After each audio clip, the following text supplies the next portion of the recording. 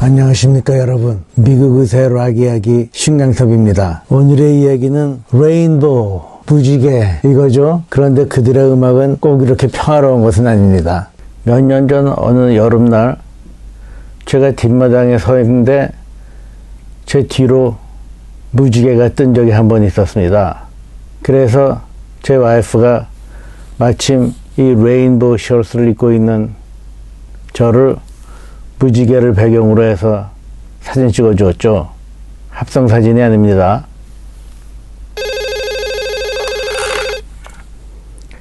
예, 록 이야기 신강섭입니다. 뭐 꼭 그런 건 아니고요. 그간 레인보우에 대해서 유튜브에 2번 방송했던 것이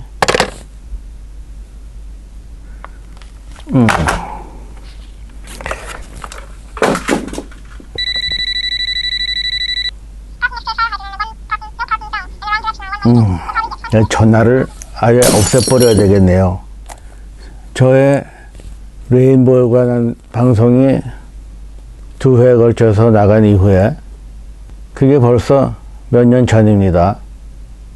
최근까지 리치 블랙모어에 대해서 새로운 뉴스가 있고, 또한 리치 블랙모어와 그 부인 캔디스 나잇이 하는 유튜브 방송에 리치 블랙모어가 최근 인터뷰한 것이 많이 있기 때문에 그것들을 첨가해서 리치 블랙모어 뿐만이 아니라 레인보우라는 밴드, 여기에 유명한 뮤지션들이 거쳐갔죠.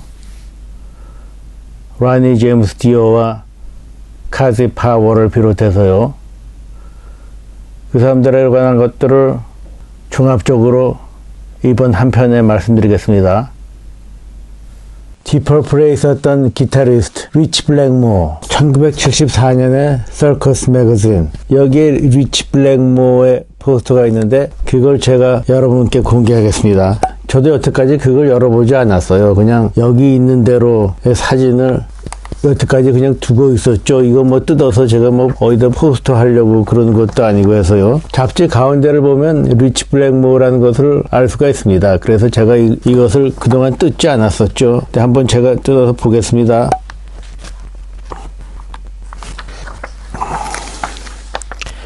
자, 이것이죠. 이것이 리치 블랙모어인데, 와, 74년 11월 달력이 여기 있죠. 그리고 그의 모습, 누가 사진 찍었는지 진짜 멋지군요. 그리고 뒤에는 여기 에릭 클랩턴이 있습니다. 저는 여기 에릭 클랩턴이 있는지도 몰랐어요. 이거 포스터 해서 잘 해놔야 되겠네. 근데 고민이네요. 이 리치 블랙모어를 포스터를 걸어 놓을지 아니면 에릭 클랩턴 포스터를 이용해야 될지, 하나는 살리고 하나는 죽여야 하는 진짜 괴로운 신병이로군요. 차라리 열어보지나 말걸. 이 포스터는 일본의 락 잡지에 있던 것이죠. 리치 블랙모어가 들고 있는 것은 전기 기타가 아니라 첼로인데, 그는 일렉트릭 라이트 오케스트라의 휴 맥도웰로부터 첼로를 조금 배웠을 뿐이지 그가 녹음한 첼로 음악은 제가 알기로는 없습니다. 디퍼플의 앨범 파이어볼에 있는 노래 중에 Fools라는 것이 있죠. 이 노래 중간에 첼로 연주가 나오는데, 제가 듣기에는 이것이 첼로 소리 같은데 어떤 사람은 이것이 리치 블랙모어의 기타 효과라고 하는군요. 전기 기타로 그런 소리를 낼 수 있는지 아시는 분 댓글에 설명해 주시기 부탁합니다. 말씀드렸듯이 여기에서 리치 블랙모어가 첼로를 연주한 것은 아니고요. 그 첼로 연주를 라저 글로버가 했다는 소문도 있습니다. 라저 글로버가 여러 악기를 연주하긴 하지만 이런 클래식 현악기 첼로를 연주하는지 그것도 좀 믿을 수가 없습니다. 후에 디퍼플의 공연에서 이 노래 Fools가 가끔 연주되기도 했는데, 이때는 첼로 등 클래시컬 스트링 악기는 없고 존 롤드가 키보드로 시작하고 스티브 몰스가 전기 기타로 그 멜로디를 이어봤죠. 이때 스티브 몰스가 하는 연주는 그냥 전기 기타 소리입니다. 리치 블랙모어는 우리 모두가 전설적인 락 기타리스트라고 기억하고 있지만 그에 대해서 다른 뮤지션들은 어떻게 평가하는지 한번 들어보십시오. He's a fireball. You know, he really is. He's beyond belief. His technique is incredible. Where did that come from? I have no idea. And this is before Hendrix. You know, so Richie really is a great originator and creator of the wild electric guitar. It's also a mystery that people don't talk about him that much. It's odd because he is absolutely there as one of the pioneers. There's a lot of people who can play fast, you know, now, but they can't be Richie Blackmore. I mean, nobody could play like that in those days. Clean, sharp sword that weighs a real lot, you know. His precision when he plays was stunning. In a lot of ways, it's a little tragic that Richie didn't stand up and shine the light on himself, which is why I'm happy to be here. He needs the light right on him because unlike many people, he actually deserves it. To me, he was like the Caucasian Hendrix. He knows the value of clear space, of daylight between the notes. It's not all about, it's about phrasing, it's about time, it's about that the spaces are as important as the notes that they separate. The Mozart, Bach, and Beethoven of hard rock riffs are Jimmy Page, Richie Blackmore, and Tony Iommi. That's the Bach, Mozart, Beethoven. I mean, those are the big three, and if you play hard rock music, that's part of your education. Without him, it would have taken me a little bit longer to be where I am today. But he's a great musician. I learned so much. I saw the world for the very first time, all of the world in Rainbow. To work with Blackmore, it was never difficult for me at all. Never. No, never. 리치 블랙모어가 어렸을 때 처음 영향받은 기타리스트는 듀앤 에디라는 사람입니다. 그 사람은 50년대, 60년대에 전기 기타를 잘 했던 사람이죠. 연주 스타일은 벤치 홀스의 연주를 듣는 것과 비슷합니다. 그는 오래전에 락앤롤 홀 오브 페임에도 이름이 올랐던 사람이죠. 그레치 6120를 쓰던 듀앤 에디는 후에 그 기타를 깁슨 레스폴과 바꿨기 때문에 듀앤이 그 기타를 계속 가지고 있던 것은 아니고 25년 전에 그레치 기타 회사에서 듀앤 에디 시그니처 기타를 복제해서 한정판으로 팔은 적이 있다고 합니다. 듀앤 에디도 오리지널 대신에 그 기타를 가지고 있었다고 하죠. 듀앤 에디는 작년 봄에 죽었는데 그가 죽기 1년 전쯤에 리치 블랙모어가 자기를 좋아했다는 얘기를 듣고서 리치 블랙모어에게 자기가 쓰던 그레치 기타를 선물로 줬다고 합니다. 리치 블랙모어와 듀앤 에디는 서로 본 적도 만난 적도 없다고 하죠. Thank you, Duane, my all-time first hero. When I was 11, 12, 13, I would often go to see him play, and every time I did, I would miss him. So as I missed him, as a present, he gave me this guitar.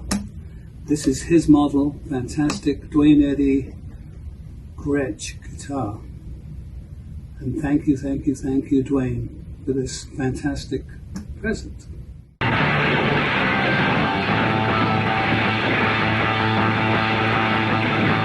The Yardbirds started the whole thing rolling. I think it was 64. And I think I was in Hamburg at the time, Germany. And I first heard The Shapes of Things with Jeff Beck playing. And I thought, my God, who the hell is this? This shouldn't be allowed, it's too good. Amazing guitar playing by Jeff. Jeff cheats on the guitar because he has notes that I don't have on my guitar. So that's okay. I'll let him go on that one. but he knows how to ring a note. His soul comes through his tone as well as his notes. And great player, my favorite guitar player. It was, we were just taking over from in a way from someone like Hendrix. Hendrix was a little bit more muted music, very, very musical, very bombastic, but we kind of tried to develop certain riffs that he had. We did borrow from Hendrix a lot. The story he was telling about him and Eric Clapton. This little story is how I met Eric Clapton. I remember Deep Purple was supporting Cream at the Forum in Los Angeles. Funnily enough, in the front row, I think, was Jimi Hendrix and George Harrison sitting right there, right in front of me, of what I was doing. Before the show, I think Eric came in to the dressing room I was in with Purple. We'd never formally met before, so we introduced each other, a little bit of small talk. And I was always impressed with Eric's, not only his ability to play brilliant guitar, but his sound. I loved the fat sound he got. The beginning of the Strat actually came indirectly from Eric Clapton. I was living in Acton with the band, Purple, we were all together in one house. I'd often been interested in playing a Strat. One of the roadies for Eric knew one of our roadies, and he came over the house with this Strat, with a slightly bent neck, bowed neck. And I was very intrigued with this guitar, so I picked it up and I said, "Would you sell this?" And he said yes. So I think I paid £60 for the guitar, which used to be Eric's, and Eric gave it to whoever this guy was. I've forgotten his name, the roadie. I played that guitar on a song we did on Deep Purple called Emeretta. And then after that, I bought another Strat, which was a Sunburst Strat, and I also purchased a black Strat, as far as I remember. This would have been 1970s, 71. 전에도 말씀드렸듯이 리치 블랙모어가 디펄플을 탈퇴한 후에 디펄플은 사양길을 걸었지만 리치 블랙모어는 자기의 밴드 레인보우를 만들어서 처음 앨범을 내는 것이 1975년이죠. 바로 이겁니다. 저는 그때 복사판으로 처음 들었지만 짜릿했던 그 기분을 지금도 잊을 수가 없죠. 제2기 디펄플의 전성기 시대에 말이죠. 그들이 미국에서 전국 방방곡곡을 순회공연하면서 공연 직전에 관중들의 흥을 돋궈주는 오프닝 밴드들이 수없이 많이 있었는데 그 중에 단골이 하나 있었습니다. 그 단골 밴드가 ELF라는 밴드이죠. 그래서 디펄플과 ELF 멤버들은 서로 잘 알고 있었습니다. 뿐만 아니라 디펄플의 드러머인 이안 페이스와 베이시스트 라저 글로버가 별로 알려지지 않은 이 밴드 ELF의 앨범 프로듀싱을 해주기도 했었죠. 특히 리치 블랙모어는 이 밴드의 가수 라니 제임스 디오의 목소리를 맘에 들어 했습니다. 거칠면서 어둡고 헤비메탈에 딱 어울리는 그런 음성이죠. 그래서 리치 블랙모어가 자기의 새 밴드를 만들면서 먼 멀리서 찾을 것도 없이 ELF를 그대로 그냥 접수해버렸습니다. 그 밴드의 기타리스트만 빼고요. 자기가 기타리스트니까 또 다른 기타리스트가 필요 없는 거죠. 라니 제임스 디오가 있었던 ELF, 이 밴드는 저는 전혀 모르고 있었고 ELP, 에머슨 레이크 앤 팔머처럼 이것도 무슨 약자인 줄 알았댔어요. 그래서 제가 ELF라고 그간 말씀드렸는데 이들은 밴드 이름이 ELF였습니다. ELF가 아니고요. I did about 8 world tours with Purple as Elf, as the opening act for Deep Purple. So I got to know Richie. I say it this way because I didn't get to know him because we didn't speak for maybe 2 years on the tour, because Richie's a very private person, and I understood that, so I stayed away from Richie. If you jump on top of someone like Richie, then he doesn't want to know about you. So I let perhaps my talent speak for it. And one day Richie came into the dressing room and said to me, "You're a great singer." That's the only words he ever said to me. The first time he ever said that to me. And I said, "Well, thank you very much." And then then we became friends, and we used to go out and jam a lot. He was in Purple, I was in Elf, but we'd go to clubs and we would jam and have a great time. And then when he left Purple, because he felt Purple was becoming too funky, as he said, because of Glenn And Ian Pace wanted to be a bit more funky player, and he said, I want to quit, I want you to form a band with me. 레인보우라는 이름이 밴드 이름으로 어떻게 해서 붙여졌는지 리치 블랙모어의 얘기를 들어보십시오.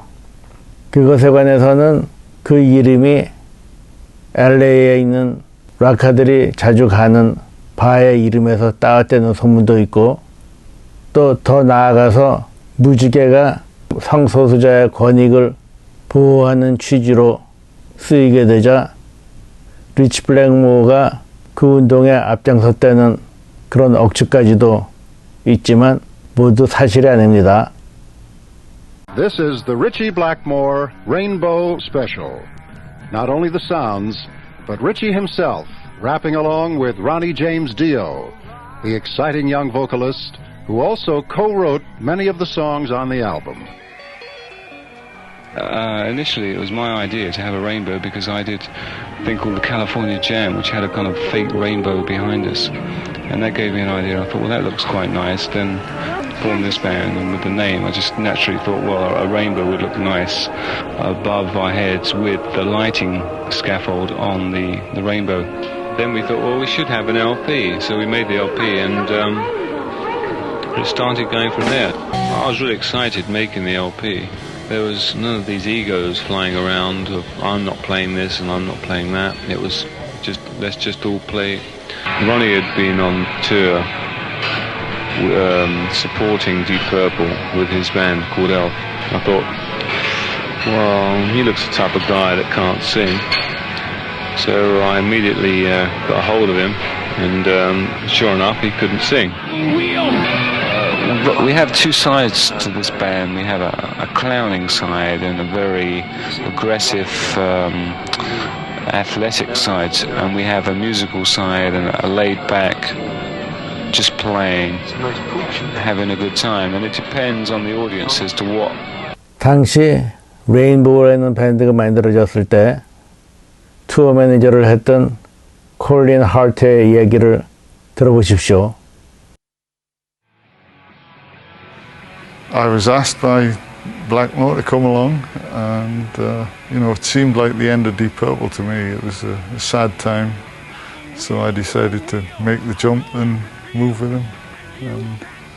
And Purple carried on with Tommy Bolin and David Coverdale and Glenn Hughes, and I made the move. So it was nothing I regretted, that's for sure.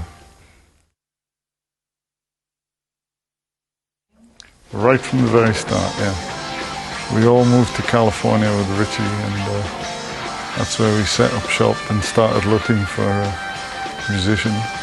He originally took all of a band called Elf to California with him, and then slowly started to replace them one at a time.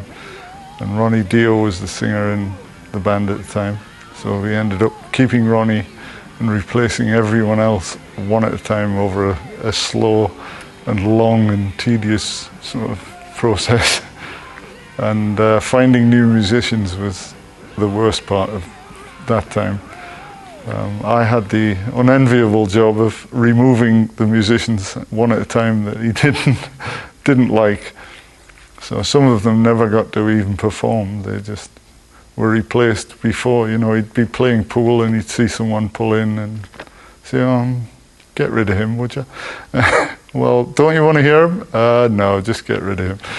And that was pretty much how we went along on a daily basis for months till he found the right combination. 디펄플의 프로듀서였던 마틴 벌치가 레인보우에서도 프로듀서를 맡았습니다. 아깝게도 그는 작년 여름에 죽었죠. 1975년 11월 크립 매거진에 나온 레인보우의 기사, 전에도 말씀드렸듯이 레인보우 그리고 새로운 기타리스트를 맞이한 디펄플의 그 기사가 왼쪽과 오른쪽에 나란히 실려 있죠. 이 사진에 있는 초기 레인보우의 단체 사진, 아마도 이것이 그들의 유일한 단체 사진일지도 모르겠습니다. 개별적으로 찍은 사진은 있어도 이렇게 단체로 찍은 것은 저는 이거 하나밖에 못 봤어요. 처음 나온 이 앨범의 제목이 리치 블랙모어's 레인보우인데 이때는 밴드 이름이 리치 블랙모어's 레인보우였죠. 그 후에는 그냥 레인보우라고 했었고요. It's not It's not my rainbow, it's a rainbow. And my name is put there because a lot of people know my name. Everyone does contribute in some way. We don't want sidemen. We don't want, I'm sure Richie doesn't want it to be Ritchie Blackmore's Rainbow forever. We want the band to be accepted as Rainbow because everyone contributes. 제일 처음에 이 앨범 노래들을 모두 리치 블랙모어와 가수 로니 제임스 디오 둘이서 만들었습니다. 정말 끝내주죠. 디퍼플 시대의 헤비메탈을 그대로 이어간 앨범이었습니다. 이 앨범은 당시 성음 음반에서 라이센스 음반으로 나온 것이죠. 이 라이센스 음반이 나온 것은 78년인데 저를 비롯해서 락 매니아들은 그걸 기다릴 수는 없고 불법 복사판, 백판을 통해서 이미 많이들 이 앨범에 대해서 알고 있었습니다. 당시 라이센스 음반 시장이라는 것이 외국에서 원판이 나온 다음에 한 몇 년 지나야 그 로열티가 좀 싸집니다. 그래서 대개 몇 년 있다 만들곤 하죠. 그 다음에 더 끝내주는 음반 바로 이것입니다. Rising. 이것 역시 성음 음반에서 라이센스로 나온 것인데 이것은 원판보다 10년이나 더 후에 나왔죠. 이 안에를 들여다보면 말이죠. 이렇게 그룹 사진과 함께 이 뒤에는 그 레인보우에 대해서 친절하게 한국말로 소개되어 있습니다. 이 앨범에 있는 노래들 전부 끝내주는데 특히 8분 25초짜리 긴 음악, 스트링 오케스트라도 함께 연주하는 스타게이저라는 상당히 파워풀하고 어두운 곡인데 곡이 정말 끝내주죠. I wanted to write something similar with the orchestra being very grand and majestic and compelling. And that's where we came out with Stargazer. And Ronnie delivered very well. Ronnie wrote the middle part of that, which is very unusual for a singer to write. The part which goes up, ba ba ba ba ba da da da dum. He'd actually get the keyboard player to play something he heard in his head, which I thought was brilliant. Normally, singers don't write riffs, but he had good ideas with riffs. And he has an incredible sense of humor. He's probably one of the only guys that can make me laugh. You know.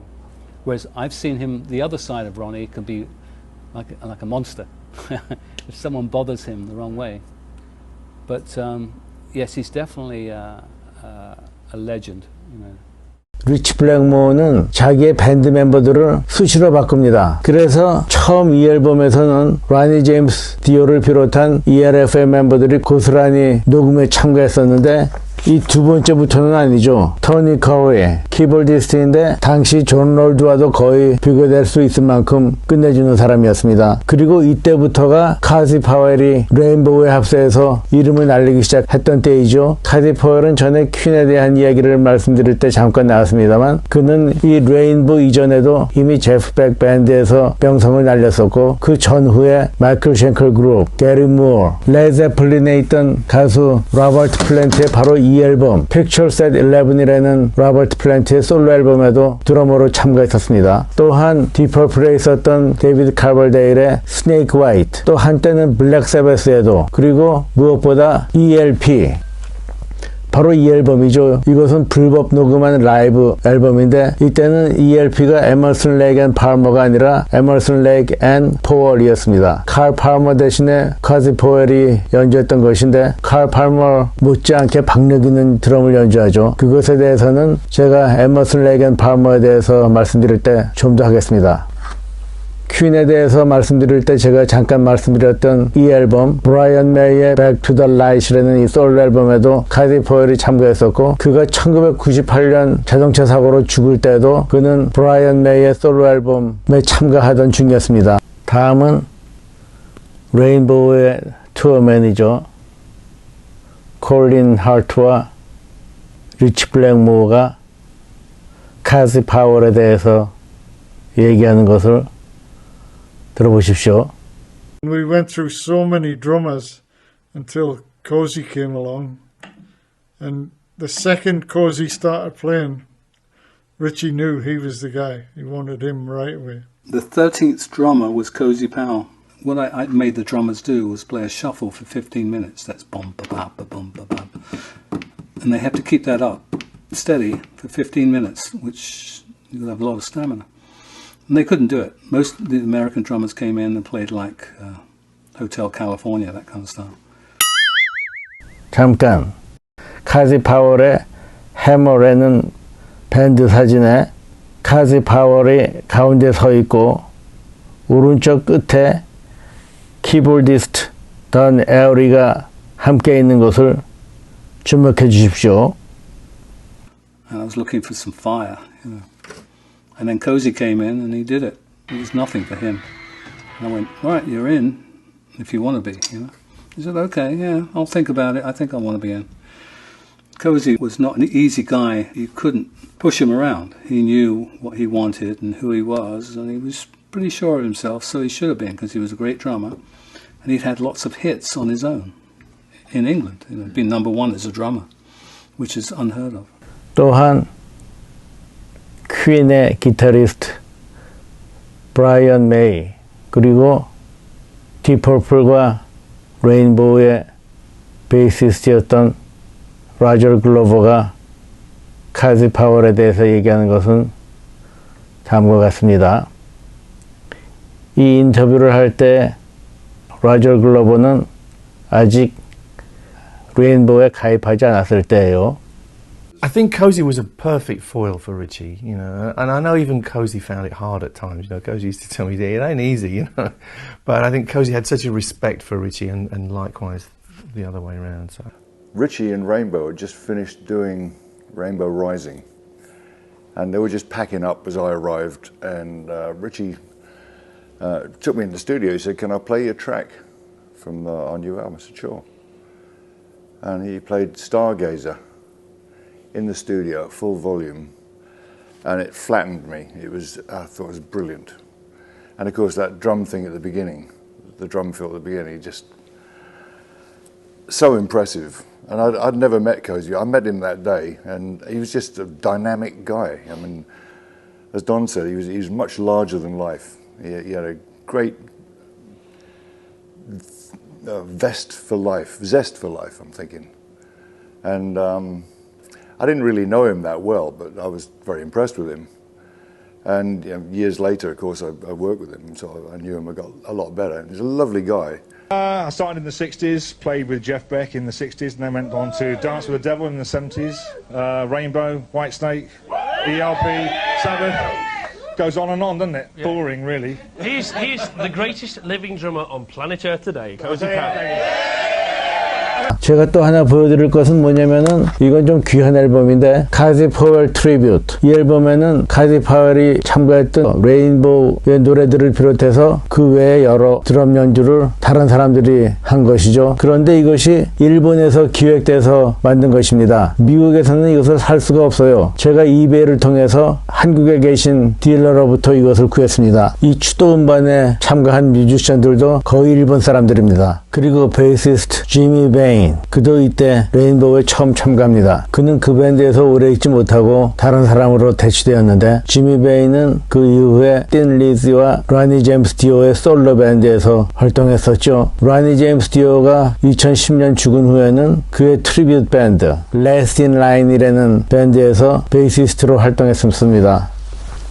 지금 보여드리는 것이 그의 친필 사인인데 그가 죽은 이후로는 그의 사인을 구할 수가 없죠. 그는 5년 전에 락앤롤 크루즈, 그것이 데프 레퍼드가 주축이었던 락 콘서트였었는데 그 배 안에서 갑자기 아파서 어느 날 죽고 말았습니다. 그게 오늘의 주 관심사는 아니고요. 레인보우는 1977년에 이 2장짜리 라이브 앨범을 내놨습니다. 스튜디오 앨범이 2개밖에 안 나온 상태에서 이런 2장짜리 라이브 앨범을 내놓은 것이 좀 의아했었죠. 여기에는 먼저 2 스튜디오 앨범들에 있는 노래들과 함께 디퍼플 시대의 미스트레디드가 여기 있습니다. 이 라이브 앨범과 곧 이어진 전세계 순회 공연이 큰 성공을 이뤘죠.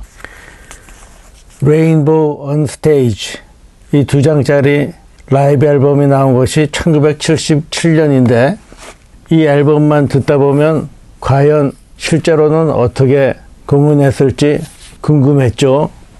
그런데 그 후 한참 후에 레인보우 라이브 인 뮤니크 1977이라는 이 DVD가 나왔습니다.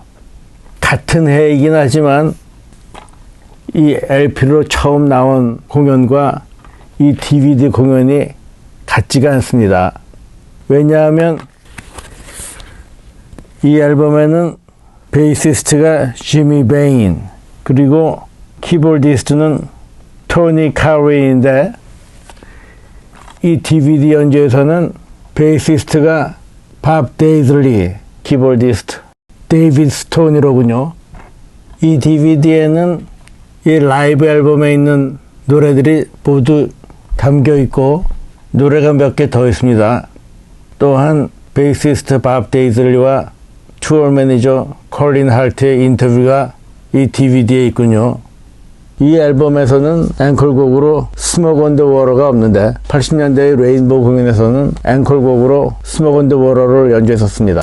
1978년 Long Live Rock and Roll, 바로 이것이죠. 앨범 자켓이 이렇게 생겼습니다. 지금 보시는 거는 Long Live Rock and Roll 앨범을 열었을 때 그 안에 보이는 사진입니다. 무대 앞줄에 있는 사람들이 Long Live Rock and Roll이라고 쓴 깃발을 들고 있는 것이 보이죠. 그런데 이것의 원래 사진은 레인보우의 콘서트에서 찍은 사진이 아니고요. 옆에 보이는 것처럼 러쉬 콘서트의 사진입니다. 같은 사진인데 글씨를 좀 바꿔서 레인보우의 앨범 Long Live Rock and Roll 앨범 자켓에 이용한 것이죠. 이것도 역시 그 전의 앨범들과 비슷하게 헤비한 음악들인데, 이때부터는 토니 커리와 베이시스트 지미 베인을 쓰지 않고 다른 사람들을 씁니다. 이때 들어온 베이시스트가 누구냐면 밥 데이즐리죠.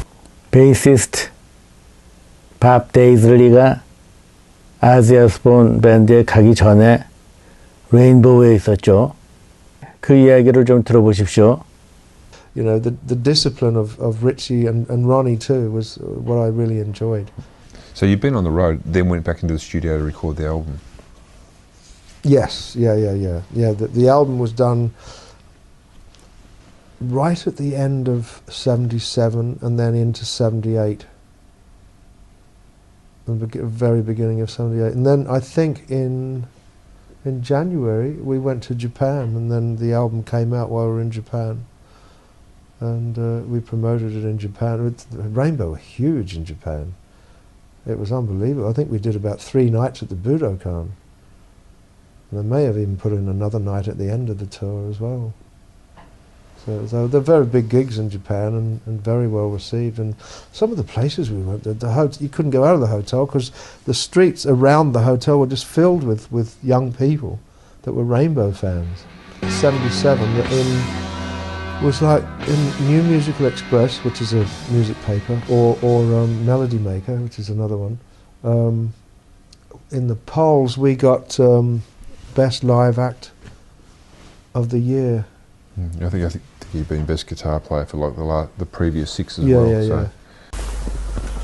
저번 디퍼플 이야기를 할 때 제가 잠깐 소개드린 그 사람입니다. 밥 데이슬리는 레인보우에서도 오래 있지 않고 여기서 쫓겨난 이후에는 아지 오스본의 첫 2 앨범에 참가하게 되죠. 그 얘기는 제가 블랙 사바스와 아지 오스본에 대해서 말씀드릴 때 좀 더 자세하겠습니다. 이때 리치 블랙모어의 인터뷰에 의하면 말이죠. 자기네 밴드 레인보우는 본인 리치 블랙모어와 싱어 로니 제임스 디오, 그리고 드러머 카지 포웰, 이 3 사람들의 밴드라 이겁니다. 나머지 베이시스트와 키보디스트는 그때 세션맨 쓰듯이 이 사람 저 사람 끌어쓴다 이거죠. 그렇지만 그 다음 앨범부터 로니 제임스 디오는 탈퇴해서 솔로의 길을 걷게 되고 카지 포웰도 거기에서 오래 있지 않습니다. 제 기억으로는 당시 레인보우의 앨범 중에서는 발라드풍의 노래 Temple of the King, 그리고 레인보우 아이 등이 방송가에서 유행했던 것 같아요. 자, 여기까지가 레인보우의 헤비메탈 음반들입니다. 그 다음부터는 레인보우가 멜로디 위주의 락으로 변하고 맙니다. 바로 이것이죠. Down to Earth. 이 앨범 Down to Earth, 이것과 그 이후에 나온 레인보우 앨범들도 상업적으로는 꽤 성공했습니다. 저는 그 전 앨범들과 달라서 별로 좋아하지 않았지만요. 이 앨범에 대해서 카지 파월과 키보디스트 던 에어리가 이야기하는 것을 들어보십시오. Well, Cozy Powell, that's your latest single, All Night Long. How's it been doing? Just going to the charts this week at number 30, so we're hoping that it'll get to the top 10 with a bit of luck. You joined the band through Cozy, didn't you? Yeah, that's right. We used to be in a band together called Hammer, Cozy Powell's Hammer. One of the greatest bands that never was. But But then I joined a band called Colosseum and didn't see Cozy much till he gave me a ring last year. And I went over and had a play with Rainbow and joined them. What sort of year has it been for you? Yeah, very exciting actually. We've never stopped working. We made an album, did an American tour, did a European tour. We've done something like 25,000 miles, over 100 gigs, played to 500,000 people or something. Yeah. You getting fan mail from your hometown? Yeah, I did have a letter once. It was from my mother. Hello, Mum. Now, what about the lineup of the band Cozy? As you said, it had changed 5 times in 5 years. Are you sure that you've got the formula right now? I'll tell you after tonight's concert. I think it's going to be. I think it's the strongest lineup Rainbow's ever had, and certainly the fans from the sort of ticket sales on this tour is concerned. We must be doing something right because the tour is already a sellout, as you mentioned earlier. So I think the Rainbow will stay together for quite some time from now on. Now, what about the travelling? I know you like to drive yourself. That's right, yeah. Isn't that very tiring? I find it quite relaxing, actually, because I used to do a lot of racing, so getting from gig to gig is just something that I enjoy. It's a challenge to me. I don't like limousines, and I don't like flying particularly, so driving to the concerts is something I enjoy doing. 바로 이 인터뷰에서 말한 것처럼 카지 파월은 빠른 스피드, 즉 모터사이클과 스포츠카를 좋아했습니다. 결국 그는 궂은 날씨에 스포츠카를 몰고 취중 운전을 하다가 사고로 죽고 말았죠. 카지 파월이 1998년에 교통사고로 죽은 후에 2016년에 카지 파월을 기념하는 기념 플래크가 컨설트 홀이면서 그 외에 여러 가지 용도로 쓰이는 건물 콘 홀이라는 곳에 헌정되었습니다. 이때 퀸의 기타리스트 브라이언 메이와 블랙 사바스의 기타리스트 토니 아이오미가 카지 파월에 대해서 이야기하는 것을 들어보십시오. Cozy, I think, was one of those people who never had a moment's doubt about what he was and what he wanted to be. He was a drummer through and through. There was never any question. He never knew his real mum and dad, and so perhaps he made his own role model. He grew up listening to everything that there was in those days. You know, there wasn't rock and roll when we were young. It was just sort of starting to be born. So Cozy, like me, would listen to everything, including a lot of jazz. And he took his name Cozy from one of his heroes in the jazz world. But he knew inside his head very, very early on what kind of drumming he wanted to create, which was very different. What happened with Cozy and his generation was they created a new way of drumming, which was completely bodily. It was completely all out, loud, hitting it with your whole passionate soul. And I would say, and I think Roger would say, that this genre was created by just a few people, probably Carmine Appice, probably John Bonham and Cozy Powell. You know, there are others, and I don't want to put anyone down, but those three come to mind for me. And Cozy was right up there. You know, he was a hero for me, a hero for Rog. Like that. And ever since we first met, we really got on. The first minute we met each other, and we threatened one day we'd play together, which we did eventually, like 20 odd years later, in the 90s, 89, 90, we played together for a few years, and it was really great. I mean, he's a great chap. He'd come to stay with me on many occasions, and we'd start writing songs, and very, great human being, really. And like Brian said, he was one of the greats, and there's very few left now. One over there, Cole Palmer, but there's not many now. 여기에서 토니 아이오미가 에머슨 레이건 팔머의 드러머, 칼 팔머가 훌륭한 드러머라고 얘기하고 있죠. 그것에 대해서 제가 잠깐 말씀드려야 되겠습니다. 왜냐하면 말이죠. 바로 지난 주말에 제가 칼 팔머스 ELP 레가시라는 그의 솔로 밴드 공연을 보러 갔었습니다. 제가 운 좋게도 칼 팔머를 만나서 이야기할 기회가 있었죠. 그는 제가 12년 전에 제 아들과 함께 그를 만났을 때 찍은 사진에 이렇게 사인도 해주고요. 제가 칼 팔머한테 물어봤습니다. 토니 아이오미는 당신에 대해서 이렇게 높이 평가하는데 혹시 토니 아이오미와 함께 연주해 본 적이 있었냐고요. 그의 대답은 그런 적은 없었다고 합니다. 그런데 2016년 블랙 사바스의 마지막 투어, The End 투어에서 오리지널 드러머가 나머지 블랙 사바스 멤버들과 함께 하지 않으니 새로운 드러머가 필요했는데 토니 아이오미가 칼 팔머에게 블랙 사바스와 함께 투어를 할 드러머 자리를 제안했습니다. 칼 팔머는 그 제안을 받아들이려고 했는데 아지 오스본은 자기가 솔로 밴드에서 함께 일하던 더 젊은 드러머를 데리고 와서 그 계획은 성사되지 못했다고 합니다. 안타까운 일이죠? 이건 여담입니다. 그간 잘 알려지지 않았던 지난 주말 그 공연장에 있던 소수의 사람들만 알게 된 흥미로운 사실이죠. 헤비메탈이 아닌 멜로디풍의 노래에 실증을 느낀 라니 제임스 디오는 레인보우를 떠나고 블랙 사바스에 가입하게 되는데 그때가 아지 오스본이 블랙 사바스를 떠나서 가수가 필요했던 때이죠. 그것에 대해서는 제가 블랙 사바스에 대해서 말씀드릴 때 좀 더 얘기하기로 하고요. The band that was doing songs like I Surrender and Since You've Been Gone. Then from then on, it made no sense to me. That wasn't the band I was in. It's not the band I started with Richie. So I lost all my care for that. I didn't want to make the kind of music he wanted to make. He wanted to be a pop star, and I don't write that way. And he wanted songs about love affairs. You know, there you go, Richie. 그래서 또 새로운 가수 그레이엄 바넷이 들어오게 되고 이때부터가 베이스 기타는 라저 글로버가 맡게 됩니다. 그는 디펄플에 있을 당시에 리치 블랙모어 때문에 쫓겨났었는데 이젠 다시 리치 블랙모어가 라저 글로버를 자기 밴드에 부른 것이었죠. 곧 키보드를 던 에어리가 맡게 되는데 그는 현재 디펄플의 키보디스트이죠. 디펄플에 대해서 말씀드릴 때 이야기한 것처럼 그는 이렇게 화려한 경력을 갖고 있습니다.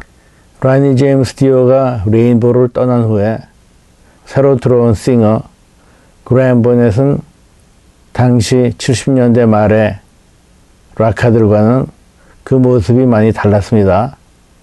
머리도 짧고 신사복을 입은 단정한 모습이었죠.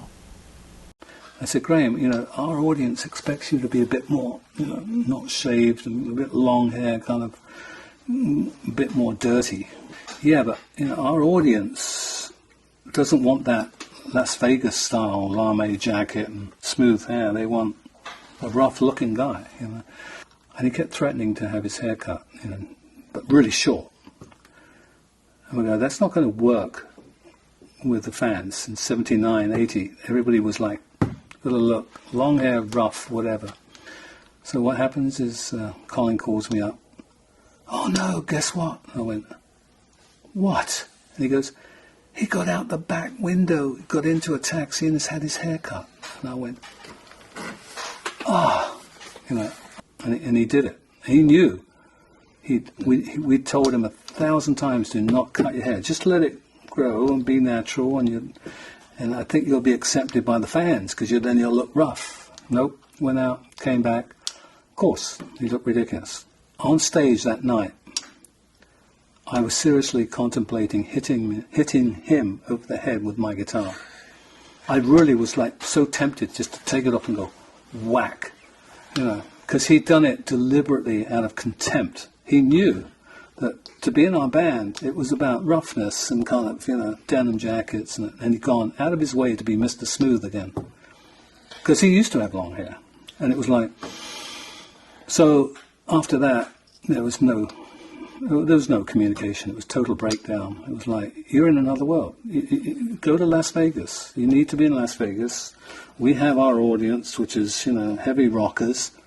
They don't need to see Mr. Las Vegas, you know.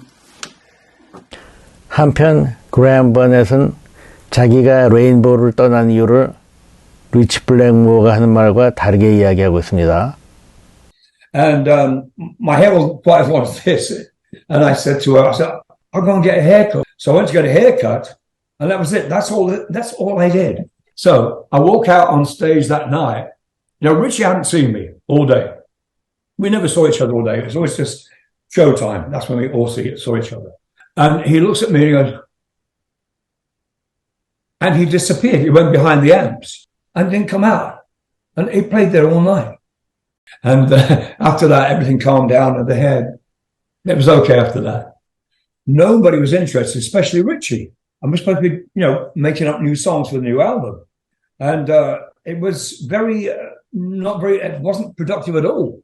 Because Richie wasn't coming in and showing us what to do, And some days he would. And anyway, it just got to like, well, what the fuck what are we doing? We had nothing. And time was passing by. Anyway, Don says, I'm going. I don't like the drummer and everything. He says, Cozy's gone. It's not the same. And nobody's turning up for rehearsal anyway. So he said, I'm going to go home. And I said, well, if you go home, Don, I'll go home too, because I'm not finding this very interesting or exciting either. Nothing's happening. So I went home and he didn't. he stayed. And so I left the band. I wasn't fired, although people like to think I was. 이후에 어쨌건 그레이엄 보넷은 레인보우에서 다운 투 얼트 하나만에 참여하고 밴드를 떠났습니다. 그리고 나서 그의 솔로 앨범 알카트레스를 만들었는데 여담으로 그 밴드의 기타리스트로 있었던 잉베이 맘스틴은 이때부터 이름을 날리게 되죠. 잉베이 맘스틴이 곧 그 밴드를 떠나서 솔로 활동을 하기 시작한 후에는 스티브 바이가 그레이엄 보넷의 밴드에 들어왔었습니다. 그레이엄 보넷은 올 여름에 자기 밴드를 이끌고 투어 예정인데 저도 보러 가려고 표를 예매했습니다. 지방 공연하러 다니는 거죠. 그 공연에는 자기 인기의 전성기였던 레인보우 시대와 알카트레즈라는 자기의 밴드에서 유행시켰던 노래들을 공연한다고 합니다. 그리고 나서 또 새로운 가수 조 린 터너가 들어오게 되죠. Handed me one and handed Raj one, and we all stood around. They said, well, you got the job if you want it. I kind of figured I had the job, and I guess the point of your question was I was just totally elated because Deep Purple had been one of my favorite bands. It's pretty democratic. I mean, everyone acknowledges, tips their hat to Richie. At the same time, everyone feels they're playing a big part in the band. Yes. Yeah, I'd like to further that by saying that he gives you every opportunity to express yourself, to either be great or be lousy. Simply. He's a perfectionist and he expects perfection, but at the same time, it's always like Roger was saying, the give and take. Democratic, yes, but it's Richie's band. Yes. 역시 멜로디 위주의 앨범 Difficult to Cure, Straight Between Eyes, Bent Out of Shape. 이젠 레인보우가 헤비메탈이 아니라서 저는 그 앨범들 이젠 가지고 있지 않습니다. Bent Out of Shape. 제가 듣기에는 여기 좋은 노래가 하나도 없는 것 같은데 리치 블랙모어의 이야기로는 여기에 있는 Street of Dreams라는 노래를 자기가 제일 좋아한다고 하죠. I think I wrote with Joe one of my favorite tunes, which is Street of Dreams. That to me was the ultimate Rainbow song. I love that song. It would come on the jukebox and I go, I'm proud of that. Because it was exactly where I wanted to go. Whereas this was smooth and poppy. And the fact that I could kind of write something that was poppy was something new for me. And I liked that groove. 지금 보여드리는 이것은 성음 음반에서 나온 2장짜리 라이센스 음반이로군요. 레인보우의 여러 공연에서의 녹음들을 이렇게 편집해서 2장짜리 라이브 음반으로 내놓은 것입니다. 그러니까 초기의 레인보우에서부터 80년대 초까지의 레인보우 음악들이죠.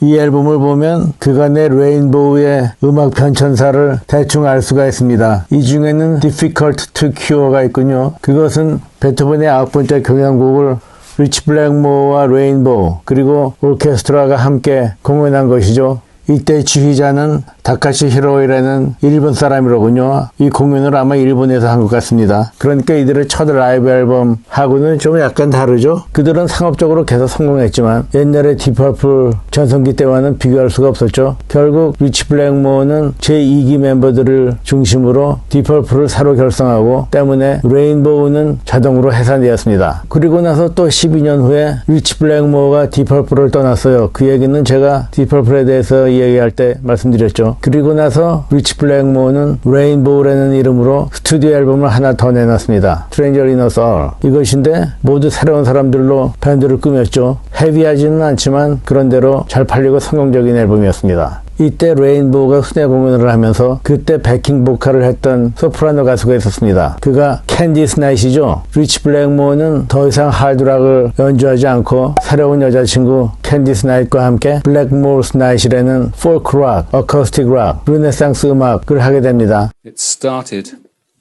probably around about 1974. I was very interested in medieval music as done by Tillman Susato. And I would often play this type of music in the house. And I never thought I'd really be playing this type of music. Did you have many friends? Well, I have a best friend, obviously this woman here, who seems to always be around. 레인보우와 디퍼플과는 전혀 다른 음악 스타일이고 리치 블랙모어는 전기 기타 대신에 어쿠스틱 기타를 연주하죠. 제가 그들의 공연을 2번 봤는데 제가 그때 찍은 동영상을 요 아래 링크할 수 있도록 해놓겠습니다. 디퍼플이나 레인보우처럼 큰 공연장에서 연주를 하는 게 아니라 작은 무대에서 연주를 하죠. 그런데 한 번은 리치 블랙모어가 자기가 옛날에 쓰던 펜더 텔레캐스터 기타를 가지고 나와서 헤비메탈을 연주해서 청중들을 놀라게 한 적도 한 번 있었습니다. 5, 6년 전쯤인데 리치 블랙모어가 레인보우라는 이름으로 유럽에서 공연한 적이 있었습니다. 전 세계를 순회 공연하는 것은 아니고 한여름에 한 서너 번 공연했죠. 디퍼플 시대와 레인보우 시대의 노래를 하면서요. 당시에 리치 블랙모어를 제외한 나머지 사람들은 기왕 이렇게 연습을 많이 했으니 그 기세로 전 세계 투어에 나서고 앨범도 만들자고 했었지만 리치 블랙모어는 그 제안을 거절했습니다. 그리고는 다시 블랙모어스 나잇 밴드로 다시 돌아와서 앨범도 만들고 순회 공연도 하고 있습니다. 블랙모어스 나잇은 캔디스 나잇을 가수로 해서 여태까지 앨범들을 많이 내놨죠. 지금 보시는 것은 리치 블랙모어와 캔디스 나잇이 친필 사인한 앨범입니다. 리치 블랙모어는 팬들을 만나거나 사인해주는 적이 거의 없는데 이것은 제가 힘들게 구한 것이죠. 더욱이 그는 디퍼플이나 레인보우 앨범에 팬들이 사인해달라고 하면 절대로 안 해준다 그럽니다. 지금 보시는 것은 1972년에 나온 락 매거진 서커스인데 거기에 리치 블랙모어가 기자와 인터뷰를 했군요. 뭐라 그러냐면 말이죠. 자기가 길을 가다가 사람들을 만났을 때 그 사람들이 헬로우 하고 지나가면 자기는 번체도 안 하고 그냥 가던 길을 계속 간답니다. 그리고 팬들이 사인해달라고 사진이나 종이 이런 것을 자기한테 내밀면 자기는 그 자리에서 그냥 찢어버리고 만답니다. 자기는 사람들과 어울리는 것을 좋아하지 않는다고 섭섭한 말씀을 하시는군요. 다음은 리치 블랙모어와 함께 음악을 했던 사람들이 리치 블랙모어가 얼마나 성격이 까다롭고 함께 일하기가 어려운 사람인지를 말해주는 인터뷰입니다. It just got more difficult. More and more difficult because Richie's a very difficult person. He doesn't care about people. But he is difficult to work with. I've known him for about 12 or 13 years now. And he is probably one of the most difficult people I've ever had to work with. But that is also balanced by the fact that he's probably one of the most gifted people I've ever had to work with. So, all in all, I'd say it's been a pleasure, even though he's a little odd. I mean, he is moody. Would you say he's moody? Moody. No? He's a moody guy, but when you get to know him, he's actually a very nice guy. And the reason that I'm still with him is basically because I like him. You know, he's not really such a stranger to us. I think in the eyes of the world, in the eyes of press and the media, he's presented as some kind of terrifying figure, which is something that I don't think he takes any trouble to dispel. He kind of likes that, I think. 이러한 그의 태도는 지금도 많이 바뀌지는 않았죠. Over the Rainbow라는 밴드가 한때 있었습니다. 리치 블랙모어를 제외한 그 전에 있던 레인보우 멤버들, 가수는 조린 터너, 리치 블랙모어 대신 그 아들 요르겐 블랙모어, 그는 유럽에서 헤비메탈 음악을 하면서 꽤 알려져 있는데 자기 아버지처럼 팬더 기타에 검은 의상, 긴 머리로 무대에 나타나서 그 아버지와 똑같이 공연을 하죠. 요르겐 블랙모어의 말에 의하면 자기가 그렇게 하는 것을 자기 아버지 리치 블랙모어로부터 허락을 받았다고 하는데, 이 밴드에 대해서 리치 블랙모어는 못마땅하게 생각했고 결국 Over the Rainbow라는 밴드는 오래가지 못했죠. 로니 제임스 디오가 죽은 다음에 나온 이 앨범, 라이브 앨범인데 음반 회사도 처음 보는 회사이고요. 그렇지만 뭐 불법 음반 같지는 않아요. 전부 라이브 음악들만 있죠. 그 자기 솔로 앨범들과 블랙 사바스 그리고 레인보우에 있었던 노래들을 라이브로 한 것들을 모았습니다. 이 안에는 이렇게 사진들도 있고요. 또한 디오의 트리뷰트 앨범, 이것이 2014년도에 나왔군요. 여기에 참여한 사람들이 스콜피온스, 주다스 프리스트, 글렌 휴즈스, 앤트렉스, 비니 아파시, 더그 엘드리크, 지미 베인, 메탈리카 등등 당대의 헤비메탈 락커들입니다. 레인보우 음악에 대해서는 아까 말씀드린 이 디오의 라이브 앨범과 디오의 트리뷰트 음반에서 레인보우의 인기곡들을 들을 수가 있으며, 이 카지 파워 트리뷰트 앨범에도 스타게이저를 비롯해서 레인보우 음악이 있죠. 오래전 잉베이 멀스틴의 앨범인 인스피레이션, 우연인지는 몰라도 여기에 무지개가 있죠.